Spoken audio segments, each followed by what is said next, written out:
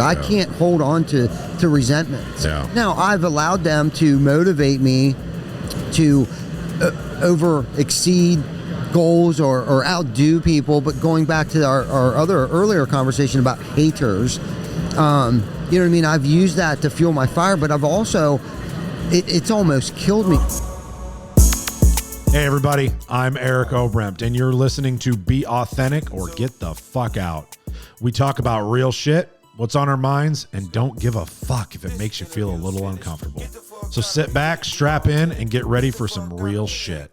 Hey everybody, welcome back to another episode of Be Authentic or Get the Fuck Out. I'm your host, Eric Obrempt. I am thrilled to announce our new sponsor, SMA Support Services. Huge shout out to them for supporting the mission of keeping it real and cutting through the noise and the bullshit. SMA Support Services doesn't just back our show.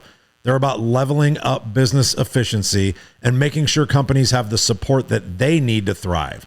So thank you, SMA Support Services, for making this episode possible. Back with another banger today. We've got I've only allowed 2 people, I think, to ever come back twice. Only allowed 2 people ever to come back twice. Pate Smith and Phil Sanov came back twice. And today, we've got a 2-time guest. I want to dig into some shit because this man is my friend. And I love having conversations with my friend. And I know that the people watching and listening will be able to get something out of this that they can implement into their lives. And that is the entire reason that we do this show. So I want to introduce my guest today, Mr. Ty Backer. Ty, thank you for being here again. Thank you for having me on the show. This is definitely one of my favorite shows to watch because of what you said. The conversations that you have with people are just on a different level. It's not about roofing. It's not systems and processes. Some of the conversations might be, but it's more about like real world situations and you know the things that we go through and the real deep, dark stuff sometimes that people are uncomfortable talking about, but we're looking for a resolution or a solution for. So I really love your content, by the way. Thank you. Yeah. I really appreciate that. I never know if anybody actually watches it. We do. So so it's nice to hear that somebody actually does. Yeah. And I love it. Just to, you know, we can keep sucking dicks here for a minute. Like, I love being on your show, and I love what you do over there.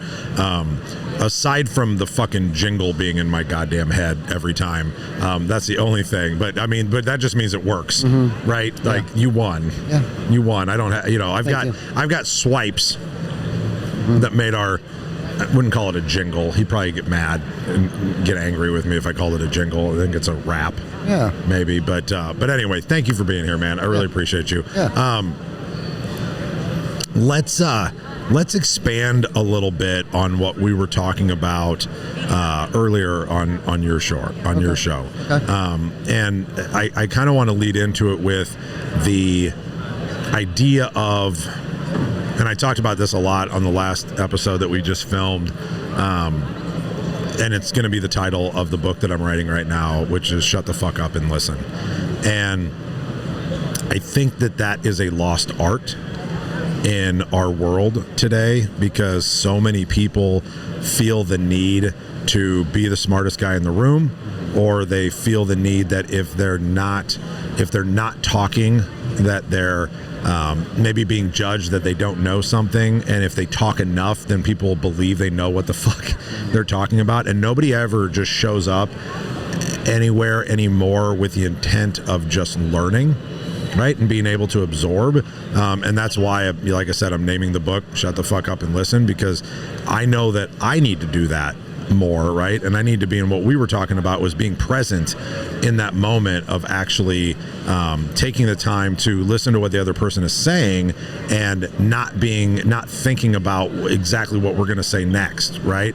And I think that lesson probably came from going to AA meetings, yes, right? Totally. At least it did for me, right? Because that first couple of years of sobriety, you're sitting there being like, ooh, I got a good one. I got a fucking good one. I'm going to nail this, and they're all going to think I'm like extra sober and like I'm so fucking smart, right?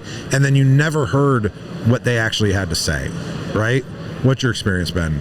Yeah, No, this is such a great topic. And what's cool about this is this isn't one of those things where you're either born with it or you're not. Right. What's cool about it is it's a skill.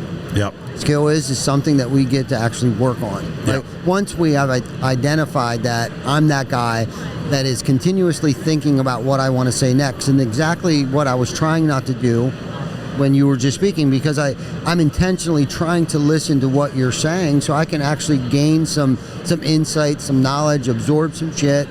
And in an interviewing, situation, that's kind of hard to do sometimes, because we talked about this, like I am listening to that person, and I have to listen to that person so I can come up with a great question, because most of the stuff that we do in the position that we're in doing podcasting, it's not scripted. Right, so there's a gift where you almost gotta have to like split your brain in two, right? I have to hear what you're saying, but I also have to come up with the next question and not forget that question, so I can continuously... That's the hard part. Listen to what you're saying, but hopefully I can come up with 3 or 4 questions, because I'm not cutting you off. Right? I'm allowing you to speak. And really, podcasting, when it comes down to podcasting, it's about me coming up with 3 or 4 questions and pulling it out of you. Yeah. Right. And I think when I first got into this, I was so worried about what I sounded like. What are they thinking of me right now? And all this egotistical, fear-filled stuff where it's like, it's okay that I'm not the smartest guy in the room. And I honestly think that you gain more respect from people when you're asking true questions, because I sincerely don't know. I sincerely don't understand. Do you mind explaining that to me in a different way or a little more? Right, and I think you gain more respect from people when you're not walking around with your chest puffed out and like, I got all the answers to everything, especially leading teams. Like, I've gotten super vulnerable with people on my team before that I know I've gained more respect from, opposed to acting like I know everything. It's my way or the highway. When I have that mentality, I am the dumbest person in the room. Yes. And I look like a fool. Yep. I just had a guy on, and he had a bunch of military experience, right? And he was telling some stories about that, and I had to stop him like half a dozen times. So I was like, "Yep, don't know that acronym. Mm-hmm. Could you please explain that to me? Because I guarantee if I don't fucking know it, there's a ton of people listening that have never heard what that means either, right? Like, he was like, I got all that, and I went to the fleet. And I'm like, what the fuck's a fleet? Like, I don't know what that is. Like, that's not my world, man. Yeah. But there was a time, the point of that is to say, there was a time, though, that I would just gloss over it and nod, right? And be like, yeah, the fleet. Yeah, fuck, yeah, the fleet. I know what you're talking about. I'm like, no, I don't. Like, and that's ignorant. And, like, I can't learn unless I shut up and ask the question so that I can, and what we were talking about before was how hard it is to come up with those good questions, right? And like, that's a learned skill, right? Yes. Of figuring out, because you don't know what you don't know. So sometimes you don't know the right question to ask, which is another reason to shut up, because the guy next to you, right, might have the right question. And you're like, oh my God, why didn't I think of that? Yes, totally. A great example, and we may have talked about this yesterday. I was with Chris Hofstra yesterday. Yes. And we went over to Charlie Sheena's booth. He One Tap Connect. Give him a plug here real quick. And both Chris and Charlie are in the SaaS industry. And Charlie's talking about, overcoming some obstacles and spending a lot of money, doing a lot of R&D, research and development, is how he put it, where he spent thousands of dollars until he actually got it figured out. Well, Chris, being in the SaaS industry, started asking some really good questions, like, oh shit, that's because I'm kind of involved with it a little bit, but I'm not a technology nerd. I'm just, I wish I was, but I'm not. Yeah. Because I didn't ask enough. We still have issues running our own CRM. Yes. Yeah. Seriously. And so Chris is asking really good questions, but I think over the years, it's you got to ask questions like, so I'm having conversations with people and I'm listening to what they're saying, and I've gotten better at, like, I don't understand, or I didn't actually hear you. Yeah, so, that was the one you told. Yeah, I came across Tim Brown's wife yesterday. Did you ever figure out what her name was? Bay. Okay, all right, because yesterday you didn't know. I think it's Bay, B-E-A, or Bay-A-E, something like that. She's a wonderful woman. Yeah, she is. And she's talking to me, and I'm looking at her, and I think she thinks I'm engaged in the conversation, but I wasn't. And I was like, can you repeat what you just said? I said, because there's so much going through my mind, and like I'm 3 booths over right now, like in my brain already. Yep. And she kind of looked at me, not in a sarcastic way or making fun of me kind of way. She looked at me with like more respect, like, dude, that same thing happens to me too, where my mind's moving 100 miles an hour and I'm actually not hearing the person that's speaking to me. So I said that to her, probably opened her eyes a little bit, where I made myself look a little vulnerable. And you know what? I was okay with it. Like, I didn't feel dumb asking her. And I think if you can get over that insecurity of like, hey, I didn't hear what you just said. It's all ego. Yeah. Ego and I think insecurity or fear of what they may think of me. Yes. Right? Because I care about what I really do. No matter how much I might say I don't give a fuck or all these other things, like I don't care what they think of me. Right. I do. Yeah, I don't care. Yeah. I've learned to cope with it better, and I've actually used it as a tool to motivate me in certain circumstances. How right? so? How people think of me? Yeah. Like haters.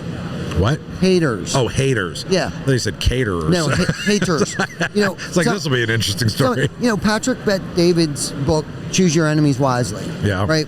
That sounds horrible, like you're my enemy. Yeah. No, like John Stauffer is a better golfer than me. Okay? He golfs more than I do, and so he became my enemy. I love John. I'm very competitive. Not necessarily metaphorically, he became my enemy. Well, I've been working out my golf swing and stuff. I hate golf. I stopped playing about 10 years ago. Got all up in my head, bunch of head trash. Long story short, I kicked his ass the last time we went out. So now I need to find somebody else. That's You want to fuck with me? Not yet, but okay. I'll get there. Right. I don't want you to become my BHAG yet. All right. Because I think I heard you say the other day you were 5 handicap. I'm not at that level. I just broke last weekend. I think I got like low 90s, 91, which I thought was pretty good for not really. I was striking the ball well. I felt good about it. But for me as a competitive person, I have to have like that individual or company or something that I'm shooting for. Yeah. We all need that big, hairy, audacious goal. Like, we all need that, but like, we need to make our goals realistic, achievable, right? And once we get there, and it's just like Vic and I have been talking about the podcast, and I might have brought this up. For years, I didn't enjoy doing podcasting. I didn't, up until a couple months ago, I actually started to enjoy, but I think the more I keep saying that to people. Up until a couple of months ago? Yep. Yes. Always got nervous, anxious, anxiety, worried about what people thought of me. Am I making you look stupid by not asking good enough questions? Just all these crazy things went through my head for years, because we're coming up on 5 years now. Okay. But what it really is, Eric, is I think I'm starting to feel comfortable with it.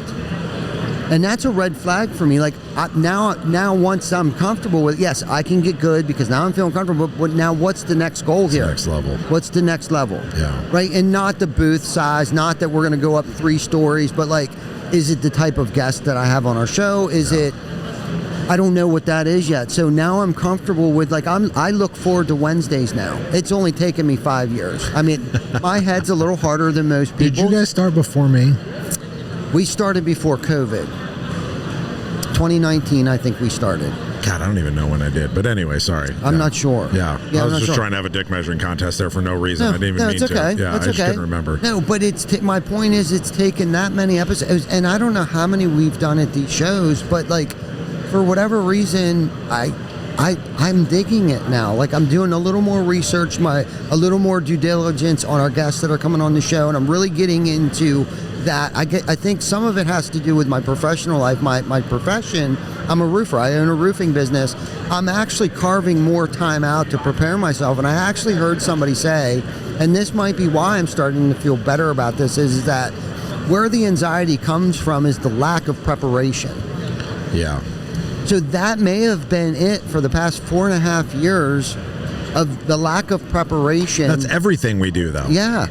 Right, everything, like being on stage tomorrow, or an interview, or a meeting, selling, everything, being being prepared, right? Yep. And I heard this too. You should do the 4-to-1 ratio based upon the importance of the meeting. So if it's 1 hour meeting, you should give yourself at least 15 minutes to prepare yourself for that meeting based upon the importance of that meeting. It could be an hour you might need to prepare for that meeting, or whatever the case is. But I've been using that, and that in itself is a skill. Preparation, preparing. Because I'm a fly by the seat of your pants kind of person. I have been. I go for it. I fail. Shit. Deviate. Pivot. Shit. So preparedness. Being prepared. Yeah. I love that. What do you think the next step is for the show? Hey, everybody. We're going to take a quick little break here. I want to stop and thank our new sponsor. If you're serious about getting your time back and scaling your business, then SMA Support Services is your secret weapon. I use SMA for all of our support and admin tasks. Everything from back office management, day-to-day admin, even a call center. Their team frees up my staff to stay focused on high-level, revenue-generating activities. And that, let me tell you, is a fucking game changer. SMA isn't just support. They're a partner that keeps our operations running smooth and efficiently. So if you want to focus on growing your business and leave the support work to the pros, hit up SMA Support Services. Man, I think it's the type of guest. I know Vic reached out to RD to see if we couldn't get Maxwell on. I was like, reached out to who? RD Saunders. Oh. To see, because they're pretty tight. And they didn't say no. Okay. Ed Milet. I guess that would be the next level. I don't know. I don't know what I really. So I had when I started writing this book, my coach made me write down. He asked me, what would be the thing that would happen that if it happened, you would consider this a success, right? And my first thought goes to, if I help one person or blah, blah, right? Like that's a stock answer, right? And he's like, no. He's like, a specific thing for you, right? A specific thing for you that would happen that would be like, that made a fucking impact on you personally, right? And I sat there and I had to think about it for a while, and I was like, you know what? This all started at a roof con, the one that Ed spoke at. And I remember watching that and listening to Ed speak, and that got me, like, I was super fucking emotional during that, when he was telling that story about his dad and all that shit. Like, I started crying and the fucking, I think I did too. Like, I was here for that. It was really, like, it just hit me for whatever reason, right? And it might have been my grandpa might have just passed away. Like, I don't remember the timing, but it was really, really powerful. And I was like, you know what would be the win for me is that if I write this book and people like it, and somehow it ends up in Ed's hands, and he reads it and goes, I need to have that guy on my show. Okay. Not even Ed on my show, right? But he reads it and says, I need to have that guy on my show to talk about this. That is how I will know if that was a win. Yes. You know what I mean? Impactful enough. It takes a while to really brainstorm that and figure out what that thing is, right? Yeah. Because we have, and here's why I think it's hard for guys like me and you, is we've got a head full of AA, right? And we're taught to be selfless, right? And that our whole lives we've been selfish fucking pricks and blah, blah, blah, blah, blah. But what we forget is that we have to be selfish. We have to be selfish sometimes because we can't help other people. We can't do the things that we want to do if we're not selfish enough to invest back into ourselves, to do these things that give us these rewards, right? Because then we can't show people that they can win too, right? If we're not selfish enough to realize that if we put the work in and we earn it, right? Like, that's our thing. We get to have that. And I'm not talking about houses and cars and whatever. I'm talking about all the other shit that comes with it. Whether it's if you're a person that really appreciates recognition, or you're a person that really appreciates words of affirmation, or whatever it is, right? It's how do you get that thing? But I think once you figure that out, I don't know why it was, but that was such an eye-opening moment for me as I'm writing this book. Then it puts me in this different state of like, all right, is what I'm saying, is what I'm writing going to impact somebody at that level to be like, that's fucking good, right? Yes. Like, that's good. That can help people, right? That can help my audience as well, right? Yes. And so now everything that I do and I write and I, whatever, I have that weird little, not weird, but like I have that mindset, to it. So I think, good exercise, right? As you're trying to figure out what that is for your show. And I don't know. Right. I thought about it for about 2.3 seconds while you were talking. I don't know what that next level is of uncomfortability, because I know I'm not done, and I know I'm not done pushing, and I know I've been around you guys and long enough to know that I need to continuously push myself outside of my comfort zone. So I need to figure it out before I get too comfortable, because then I'm afraid if it becomes too comfortable, then it won't be exciting anymore. I'll get burnt out, or I'll get old. I'll get tired of it. And thank God I haven't gotten tired of it. There's some enjoyment there, although I am kind of sick and I'm a glutton for punishment. So I just keep pushing until I figure things out. And I think the podcast has kind of been like that, but I think the impact that it has had, it has begun for us to promote a charitable event. That's how the whole podcast started. So the intention was right from the beginning. It wasn't it was a selfless act of hey, come buy these gazebos so we can donate the money to the Workforce Now program. Right. You know what I mean? And then we discovered, I was like, wow, it worked. Right. So then we started promoting TC Backer, but then that was kind of you only talk about shingles so much. Right. Right. So it has evolved. Right. And then I think Deshaun Bryant or David, one of them, David Taggart or Sean Bryant, we'll have to figure that out. Asked to come on the show, and dude, it was the greatest show ever. We didn't even talk about door knocking. Right. It was deep stuff of the broken household and taking care of his children, and dude, and he started to cry. Yeah. He was crying on our show. It was That's powerful when that shit happens. Yes, it was so good. And I was like, thank you, because I didn't even know what direction we were going with this thing. And here we are today. We're at RoofCon, right? Yeah. And it's brought us closer together, I think, and a lot of other people. And I've learned so much. I've learned more, I bet, from doing the podcast than people watching the podcast. For sure. From our guests that come on the show. Yeah. Yeah. Waste, another selfish thing. Yes. I do this. I do that. Me and you, we talk all the time. So, I don't need this moment, for us to be able to talk, right? But, I selfishly do this because I get to sit somebody in a chair and I have their undivided attention for half an hour, 45 minutes, and they have mine for half an hour, 45 minutes, right? And, we get to actually have a real conversation and connect with each other and talk, right? And that doesn't happen. That doesn't just happen normally, right? Because we live in such a microwave society, right? That everything has to be done right now. Yes. It's super quick. It's we don't have the time to actually dig into who we are. Why do we do the things we do, right? And people might get tired of fucking me asking hey, how are your kids doing? But I genuinely want to know how are your kids doing? Are they playing sports? What's that like to watch them grow up and do this and do that and whatever? And there's somebody that can relate to that. But I get to have that thing that we don't get to have as a society anymore. Stupid story. Okay, let's hear I started watching this show on Netflix called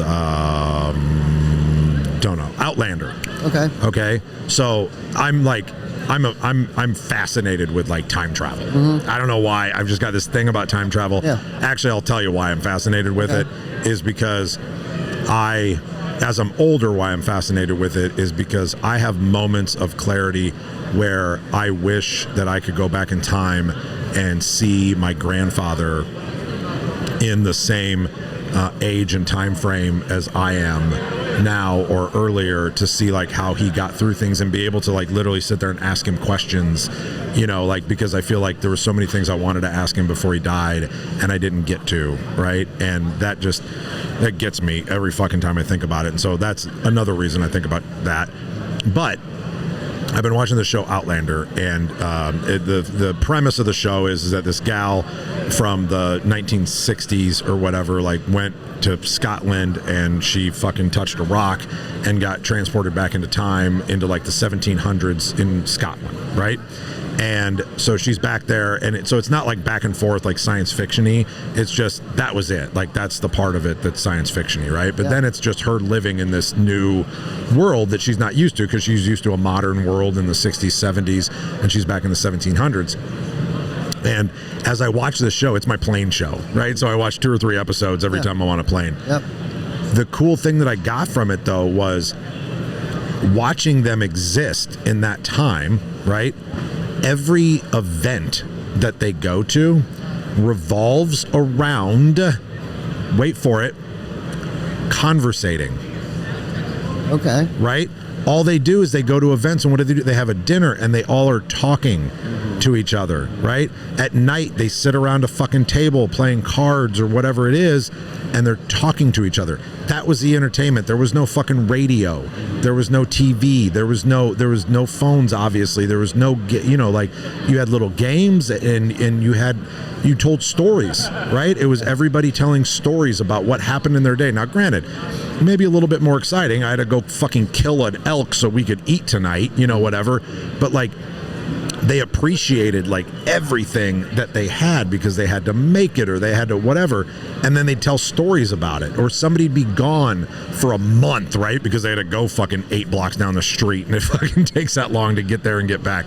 And they're like, tell me, you must have so many stories. Tell us all about it. Like, that was the last episode I watched, and I'm like, oh my God, I would love for a moment to, like, live in that time, to, like, learn more about, like, how to better conversate, right? Because I think it's such a lost art. Yeah. You agree? I do. And do you do anything to be better at that? To conversate? Do you think it's important? Like, I mean, I know you think it's important, but, like, we all think things are important, but a lot of times we just say, yeah, that's important, and then we don't do anything about it. No, this is a great topic because I totally agree with you. I mean, it's pathetic when you go into a restaurant and you see an entire family of mom, dad, daughter, son. They're not even conversating. They're all on their cell phones. So, yes, we as a family, right, now Rocket has, cell phone. All of us have cell phones and stuff like that. But we try to carve out intentional time to have conversation, right? Now, have we gone to the extent of, like, okay, Tuesday nights, hard night, so we can actually conversate? But there is another couple that host. We play dominoes. Do you? Yes, we play dominoes at their house on Friday or Saturday nights. A couple groups of us will go to their house, and it's probably one of the best times. We'll go to a meeting. After the meeting, we go to their house. And so we're conversating. And, like, I haven't done that in a decade or two. Sure. Right? Even played dominoes, but we're gut laughing. Yeah. Right? Listening to the local classic radio station, not iHeartRadio, no Pandora. It's actual radio station. Yeah. And it kind of just... Coming at you live on 98.7. Yes, exactly. and I tell you what, it has brought us closer together. Like, Dawn and Brian are like my best friends. Why? Yeah. Because of these Friday or Saturday night bingo, or not bingo, domino. Yeah. No, we're not playing bingo. Not yet. Not yet. Yeah. Dominoes at their house. Okay. And I'm finding things out about these people that I would have never knew because we're in such a text message, email, Facebook world today where I think people are starting to forget about or don't even know how to communicate with people anymore or deal with conflict or emotion and all this stuff. And the perception of what we see on social media, like, we think that's what people actually live like that. And it's like, no, they're only sharing their wins with you. Right. Their life sucks. Yeah. And maybe that's why they're posting the one win. Yeah. I don't know. I think people that post, I think everything that is, a lot of everything that is posted is the exact opposite of what they're actually living in, right? If all they do is post wins and Ferraris and fucking Lamborghinis and bullshit, they're fucking dying inside. Yeah. Right? And, like, just fucking screaming for help and attention. And generally speaking, the people that are like, look how happy I am with my significant other, usually fucking means they're miserable and somebody's fucking cheating on the other one or already did, right? Yeah, right? And if you got a Beth and Bob fucking combo Facebook page, somebody put a dick where it wasn't supposed to go. Absolutely. Every fucking time. I 100% agree. But, I mean, these are little steps towards us trying to communicate better. Right, and that's the thing. If you actually want to be successful, there's 3 things you need to be good at. Okay, one is reading. You got to read, right? And I'm sure you've heard this, right? Yep. Read, talk, and write. Okay, I think we're losing that. Now we got ChatGPT where motherfuckers don't even have to write anything anymore. But I think if you're strong at two of them, that's communicating with people, right? Casting that vision to our family, our teams, communicating with our children and stuff like that. I think people are forgetting how to actually communicate, and I think the other thing is too, they don't want no controversy. Yeah. You know what I mean? Like, ooh, like, okay, well, you're making me feel some kind of way here. Like, it's okay to let somebody know, like, I didn't like how you made me feel, and I think you gain a new profound respect for an individual that, you know, not just accolades, but like, hey, that's kind of weird that you do that, right? Like, that's communicating. That's a form of communication and calling accountability, right? And I think that's why a lot of companies or sales teams fail. Like, it's because of the lack of communication. And I was going to say, I tried to make a word up: leadership and communication, right? People they don't know how to communicate anymore. You know what I mean? The last one I would add to that, I think that should be added to that list, is laugh. Because if we can get people to laugh, and if we can learn to laugh at ourselves, right? The okayness, that means that you're okay with you, totally, right? And I think that leads to success. I do too, because I've never met anybody that was truly successful and happy that couldn't laugh at themselves, right? I mean, you have to. We fucking laughed. I belly fucking laughed this morning, and so did you. Yes. Right, when you fucking misspoke. Yes. In the meeting this morning. Yes. And I mean, I was dying the whole time, and I'm just like, oh my god, I want to bust his ball so bad. I just don't want to do it in the middle of the fucking meeting. But like. Yes. But that's how you know you're okay. Mm-hmm. You know what I mean? Yes. And that's how you're successful. You're successful when you're okay with you. Yes, totally. Right? Totally. It's that book, Happiness Advantage. Listen, right? that's like the first step towards success, right? Is being okay with you. Being okay with you. Like feeling okay within my own skin. And a lot of that has to do with my past behavior, at least for me. Like I had to get through some shit, get through some turmoil, which I had to seek outside help. I had to go to AA meetings. I had to do all kinds of shit. Yep. Right, to get to the point where I am okay with me. You know, but I also know that I need to stay consistent with it too, kind of like I brought up this morning. I haven't been very consistent with it. Now, fortunately, I work, live with people that are on the same path that I'm on today, thank goodness. But there's still that one little thing that's still missing, which this morning it helped fill that void. Yeah. But thank goodness I am okay with me, which then if I'm not okay with me, I can't be okay with you. No. And one of the reasons why I probably dislike people the most is because I see something in them that I see in myself. Yes. And I think a lot of people don't know that about themselves. Yes. They're just like, I can't put my finger on it, but I don't like that motherfucker. Yeah. Well, it's because you see yourself in them. Yeah. But he's a dirty slime ball. Well, you must be a dirty slime ball. Yeah. Or you've been one and you didn't get over it. Yes. Yeah, and exactly. you're still dealing with it. Yes. Yeah. You know what I mean? But getting through and working on yourself and figuring out like what makes you tick. What do I like? What don't I like? Okay, I've put myself in these uncomfortable positions so many times. Well, I can stop doing that today. I don't have to accept unacceptable behavior today either. Yeah. And I don't have to be a doormat. And I may piss people off, and that might sound selfish, but you know what? Really, it's about today, me being okay with me. Yeah, but it goes back to the same analogy of like, you can't help other people if you don't help yourself first. No, and that might sound selfish, but if I'm not eating, I can't feed others. Right. I have to take care of myself, because if I'm not, now I'm just playing the martyr. Yep. Well, if I didn't have to take care of you all the time, I wouldn't be 300 pounds. Right. Well, no. I need to take care of myself first. You said it, I heard you say this, and I've said it before I heard you say it, but they say the same thing in an airplane. You have to put your oxygen mask on first. They tell you this on an airplane. Right? Put your air on first, then put your partner's mask on second, right? Yep.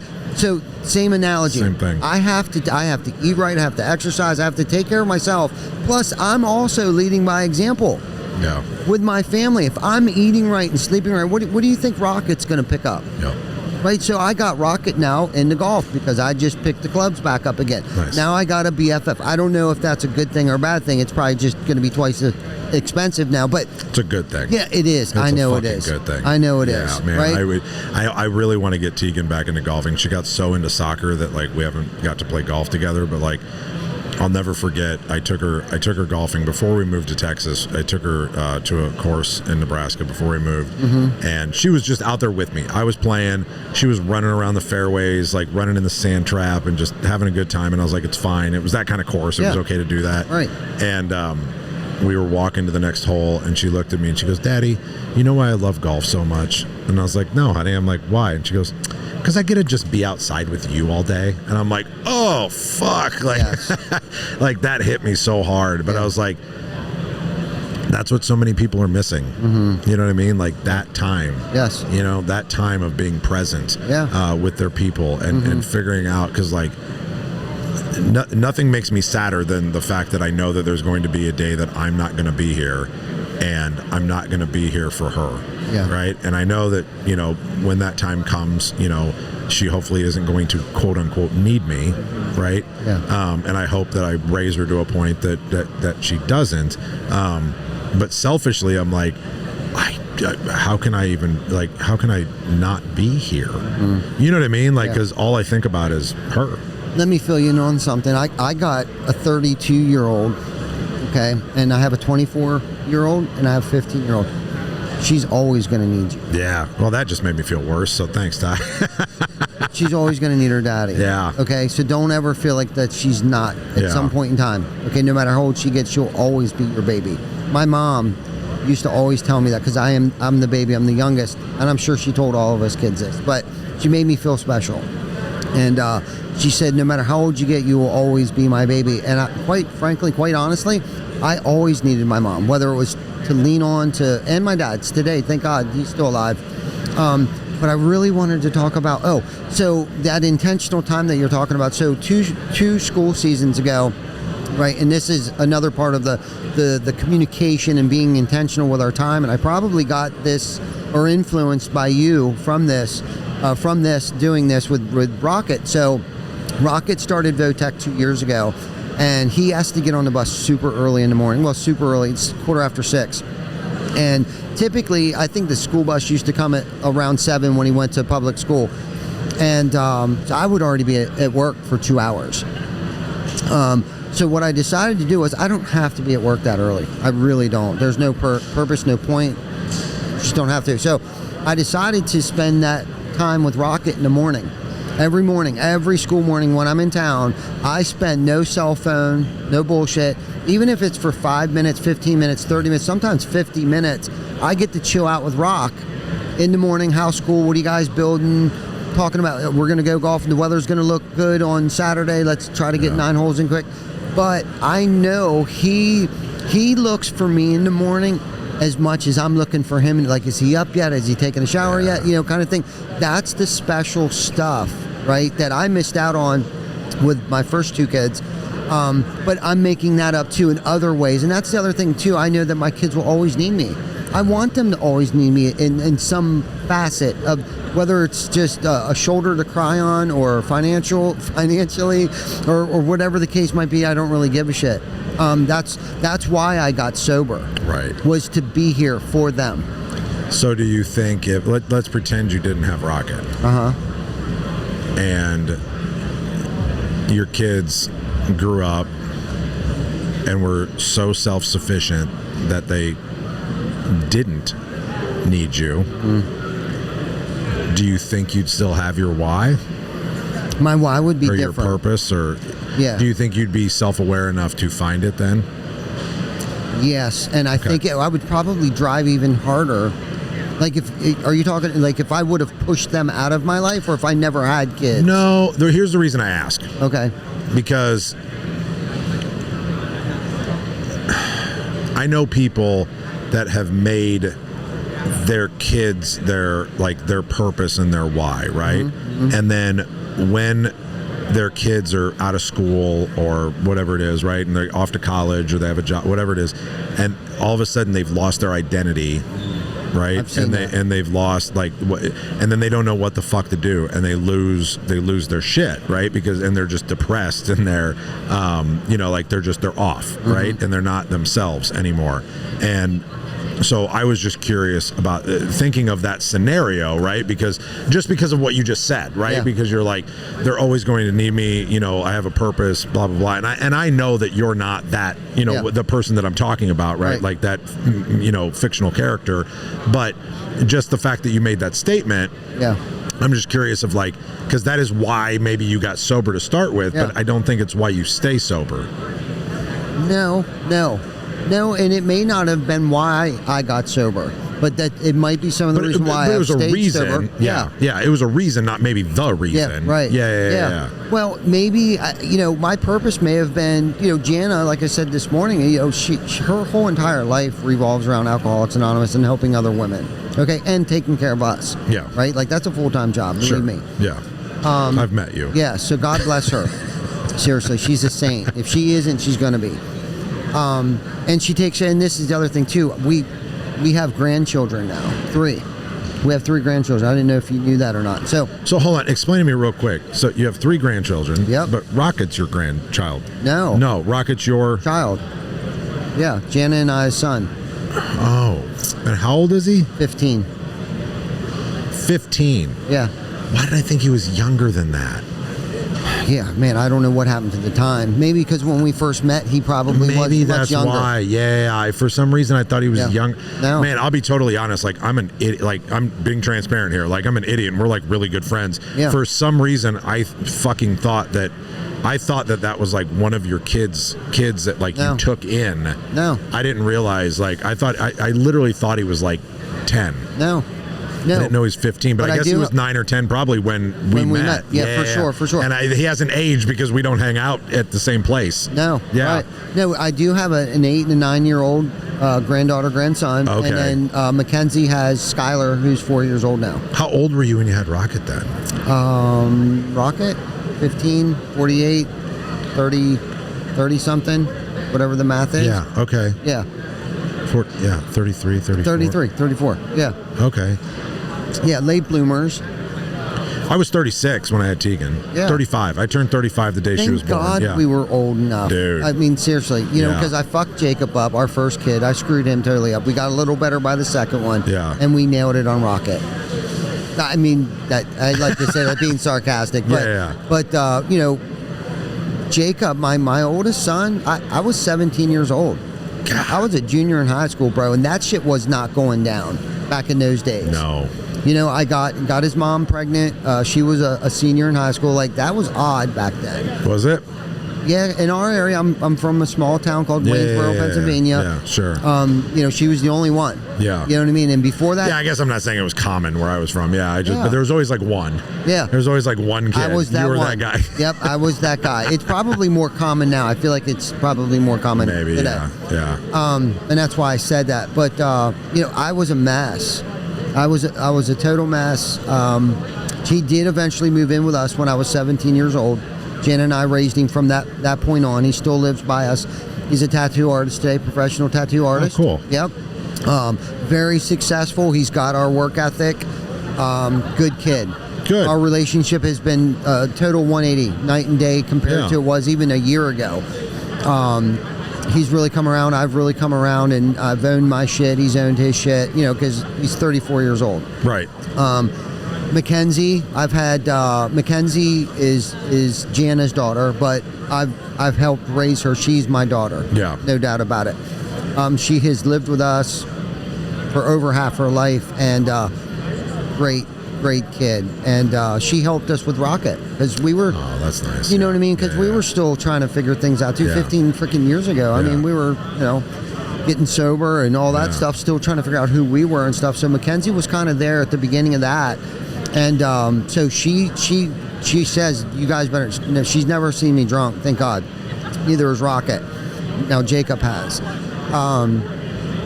But she's helped us with Rocket and kind of grew up with us. You know what I mean? That's so cool. She's a super good kid. She's becoming a real estate agent. We're going to brand her. My mom sells real estate. Oh. We're going to try to blow it up. One of our networking people I've done work for 15 years, he owns a a real estate agent, Keller Williams, Keystone. So she's working for them now. Nice. So I'm super excited for her. I think she just inked her first deal. Nice. This week. Nothing like inking your first. Yeah, man. Terrified as hell. I can hear it in her voice. Yeah. But she's going to pull it off. She'll do it. She's going to be great and has her work ethic. But, and that just reminds me, thank God I'm sober today to be here, to witness that. I didn't help her. She worked and got that. Yeah. I did nothing. Yeah. She earned that, all of it. And it's good to be here and watch her do that and support her and watch the growth between her and Chris, her fiance, grow and blossom and build their own business and stuff like that.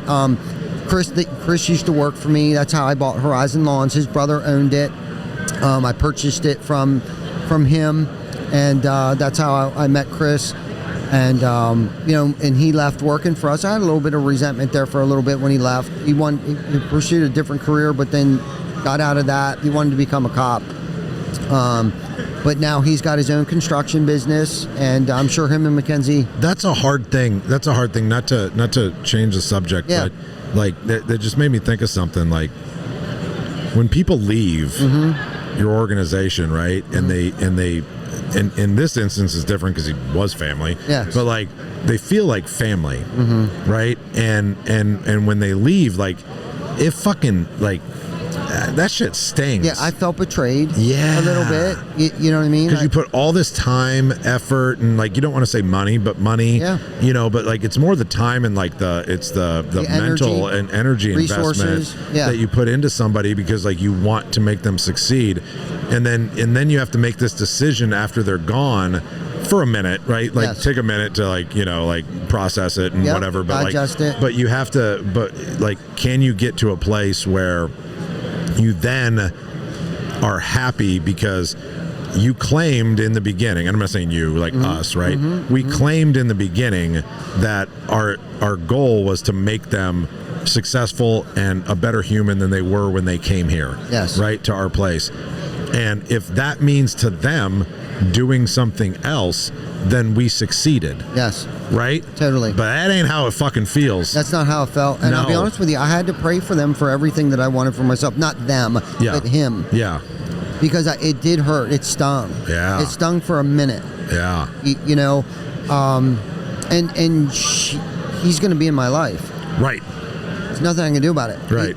My granddaughter, my daughter, like there's no avoiding Thanksgiving. Right. Okay, it's not going to happen. Nor would I put my daughter in that position where she has to choose. Yeah. Because I know what she's going to choose. Probably not us. Right. At least for a minute. Yep. Right? Yep. And I don't want to do that. I don't want to screw up that whole dynamic.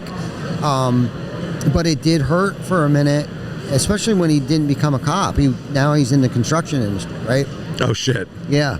Yeah, so that was kind of like went away for a minute, but now he's Not back. a competitor. Kinda? Kinda. Ah, fuck this guy. I know. I'm glad you... Fuck you, Chris. Right. Yeah, Chris Mendez. Chris, man, fuck you, Chris. Yeah. Yeah. I'm on Team Ty now, okay? Yeah, that's right.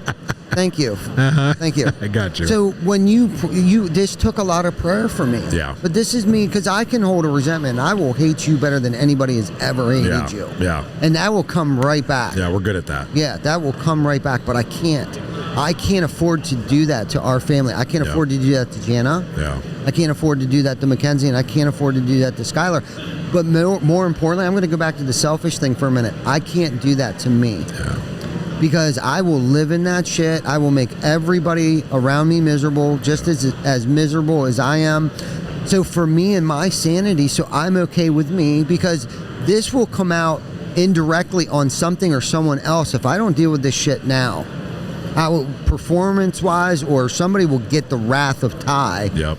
That has nothing to do with what I'm going through, because I chose not to deal with it and harbor that resentment, right? Yeah. Like, that's a luxury I can't afford. I can't hold on to resentments. Yeah. Now, I've allowed them to motivate me to exceed goals or outdo people, but going back to our earlier conversation about haters, you know what I mean? I've used that to fuel my fire, but I've also...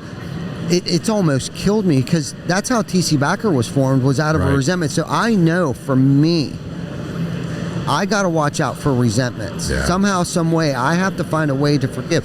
Now, Do I forget? No. But really, it's not even about forgiving. It's about acceptance. Yes. I have to accept what happened. Everything is about acceptance. Yep. And I have to move on. Yeah. Right? I'm not saying I have to still like it. Yeah.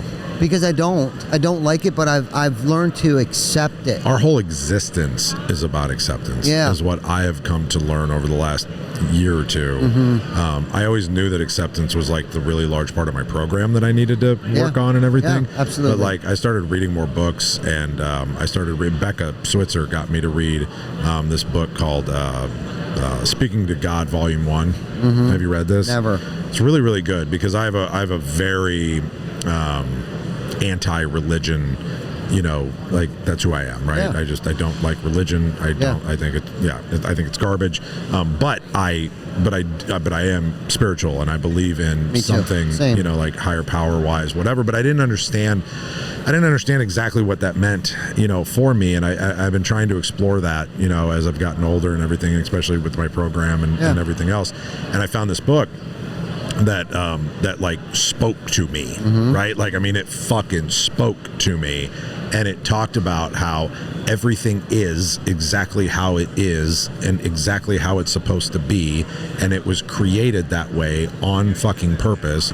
There is no I don't believe there's a man in the sky fucking puppet master hanging down and blah blah blah, but I do believe that there is something that created all of this, right?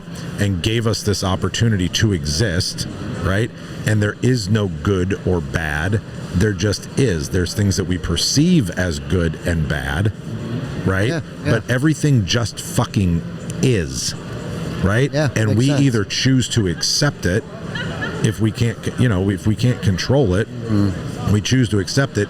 It doesn't mean that we're not going to do the things to attempt to get the outcome that we would like to see, right? Yes. But if we don't get the outcome that we attempt to get, what are we doing then? Are we accepting it? Or are we having a different type of reaction that is poisonous to us and everybody around us? Because that's the easy answer, right? Is to pound our fucking fists on the table and wah about it, right? Or we accept that this is what happened, right? This is how it is, and we move on. I mean, and we have to deal with that in death, in love, in relationships, in everything, right? And it doesn't mean we get over it right away, right? Especially like just bringing up the word death, right? It doesn't mean we're just going to get over it, but we're going to grieve, and we're going to accept, and we're going to have to move on with our lives because there's other people that are relying on us, right? And and that we have to provide for.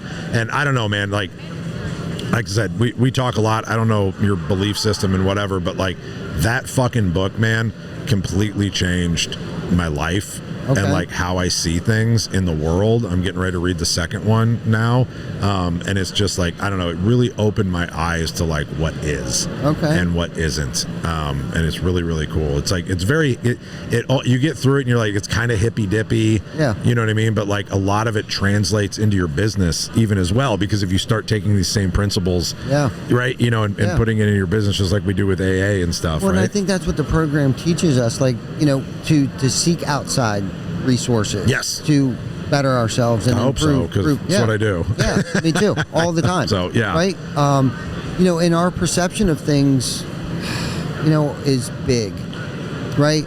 You may perceive something differently than I do. You may think it's the greatest thing. I may think it's the worst thing. But what it really is, it's just our perception. Yeah, and it just is. Yeah, it just is, and it's only a problem if I think it's a problem. Do you realize how many times I've said that to myself over the years? And that's the thing of being okay with me. It's like, I don't think it's a problem. Right. That's why I'm just okay with it. But sometimes I think things are a problem when they really shouldn't be a problem. I equate that analogy before to like thinking about like wars. Nobody ever thinks they're on the wrong side of history. Right. Yes. They always think they're righteous. Yes. Right? Like, we always think we're the good guys, right? And I still believe that we are, right? I believe that we're righteous, but you know what? That guy on the other side also believes he's righteous. Yes. He thinks he has God on his side. Yes. Right? Yes. Like, quote unquote, like, why would he what? Like, nobody's up there fucking choosing sides. Get the fuck out of here with that. Yeah. Right? It just fucking is, and we make choices. Right? Yes. They make choices, we make choices. I like to think that our choices are better. Yes. But you know what? Sometimes they might not be. Right. I don't know. Yeah. Right. Like I'm gonna try and figure out what I think is right, how I think doing things affects people in a positive manner, and that's what I'll continue doing. Right. And maybe I'll be judged. Maybe I won't. I don't know what the fuck that looks like. Yeah. But I'm gonna make sure that whatever I'm doing here now with the time that I have left is good.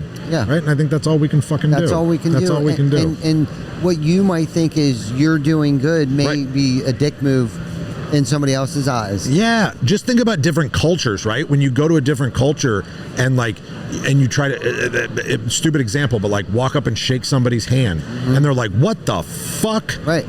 Yeah. Right? And like to them, shaking somebody's hand might be like asking to fuck their wife. Right, or the worst insult possible. Ever. Yes. Right? Like you don't know. Yeah.